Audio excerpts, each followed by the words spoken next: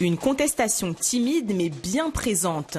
Cette nuit à Rangoon, c'est au son des casseroles et des klaxons que se sont exprimés les habitants de la plus grande ville du pays. Une tentative de protestation au lendemain de l'arrestation d'Aung San Suu Kyi. On dit qu'un coup d'État militaire a eu lieu, mais je ne sais pas exactement. Ce n'est pas une bonne chose.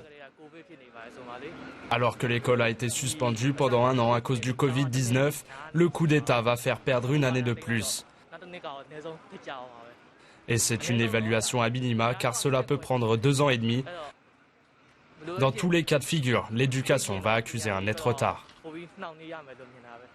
Éducation, mais aussi santé. Le pays est déjà durement frappé par le coronavirus avec plus de 140 000 cas et 3 100 décès recensés. Au niveau économique, même bilan, 350 millions de dollars d'aide d'urgence avaient été envoyés le mois dernier par le Fonds monétaire international. Mais cette nouvelle crise politique risque de replonger le pays dans l'isolement. Et à l'international, les réactions se multiplient. Le ministre français des Affaires étrangères, Jean-Yves Le Drian, a appelé l'Union européenne à imposer de nouvelles mesures. Les arrestations des dirigeants Aung San Suu Kyi et du président de la République Win Myint sont des actes inqualifiables. Si la situation se poursuit, il faudra envisager au niveau européen des mesures supplémentaires pour marquer notre soutien au processus démocratique.